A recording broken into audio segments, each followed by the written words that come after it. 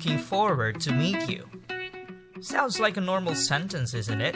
But that's actually wrong. The correct sentence would be, I'm looking forward to meeting you. People would then argue, why do we use meeting after to? When the rule says, always put the base form of the verb after the preposition to make an infinitive, just like to say, to cook, to dance, to love, to meet. Not to meeting, to cooking, to dancing, to loving. I haven't heard of that.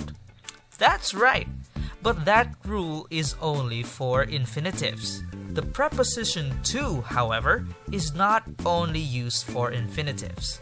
To understand this, we will break the sentence into parts. I am looking forward to meeting you. I is the subject. Am looking forward to is the verb. Meeting you is the object. This is a simple SVO pattern. That is subject, verb, object. Who is looking forward to meeting you? I, because that's the subject. What am I looking forward to? Meeting you. That's the object. Notice that to is not part of to meeting.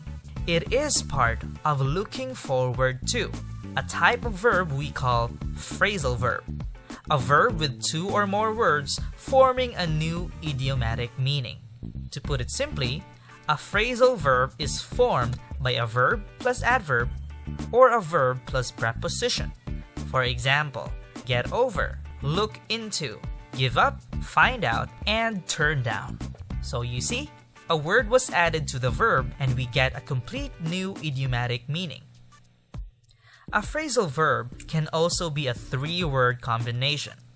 Verb plus adverb plus preposition. For example, get away with, look down on, look up to, stand up for, and look forward to. So, in the sentence I am looking forward to meeting you, the preposition to is used in a phrasal verb. In the SVO pattern, the verb is followed by an object, which are always nouns, pronouns, or a noun phrase, but never verbs. There is no SVV pattern like subject, verb, verb. In this sentence, meeting you is the object, composed of a gerund and a pronoun, meeting plus you. Let's go to gerunds. Gerunds are nouns. They look like verbs, but they act as nouns. All gerunds end with ing, so it's very easy to spot them. So they are formed like this, verb plus ing, such as fishing, cooking, eating, etc. But don't confuse them with present progressive verbs, because gerunds, being nouns, are only used as a subject, an object, or a complement, never verbs. Let's look at how gerunds are used as subjects in a sentence. Example, eating is my stress reliever. This is an SLVC pattern. Subject, linking verb, complement. Eating is the subject. Is the linking verb. My stress reliever is the complement. Because eating is not used as a verb, but a subject, this is a gerund. Now let's have the gerund as a complement this time. My talent is beatboxing. This is another SLVC pattern. My talent is the subject, is the linking verb, and beatboxing is the complement. Because beatboxing is the complement, then it is a gerund. Also, it tells something about the subject. We can ask, what is my talent? The answer would be beatboxing. That's why it is called a complement. It tells about the subject, which is my talent. My talent is beatboxing. Beatboxing would only be used as a verb if it tells what is the subject doing. For example, he is beatboxing. What is he doing? Beatboxing. In this case, it's not a gerund, but a verb. And we can change tenses. He is beatboxing, he beatboxes, or he beatboxed last night. Lastly, let's take a look at gerunds as an object.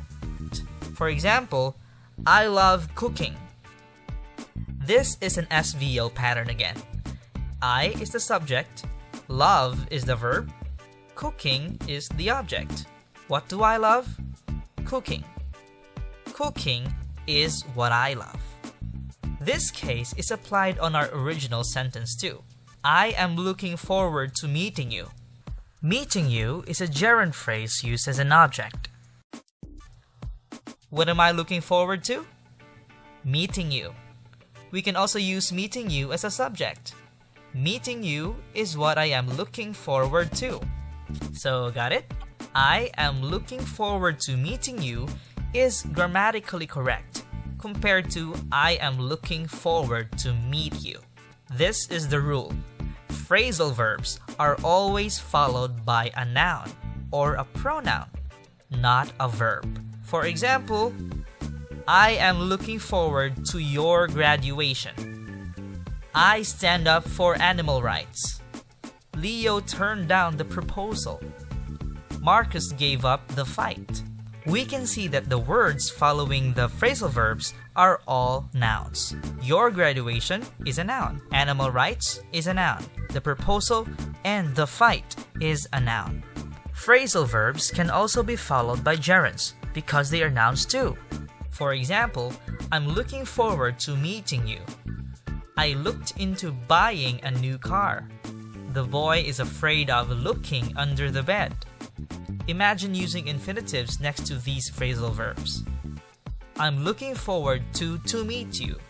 I looked into to buy a new car. The boy is afraid of to look under the bed. Sounds so wrong, isn't it? Now let's try to use the base form of the verbs next to these phrasal verbs. I'm looking forward to meet you. Sure, the first sentence seems legit. Let's continue. I looked into buy a new car. The boy is afraid of look under the bed. Sounds weird, right? Because there are no phrases such as meet you used as a noun, or buy a new car, or look under the bed. We cannot say meet you is what I'm looking forward to. Buy a new car is what I looked into. Look under the bed is what the boy is afraid of. See the difference? Let's wrap it up. Phrasal verbs are always followed by a noun or a pronoun. Phrasal verbs can also be followed by gerunds because they are nouns too, not verbs or infinitives.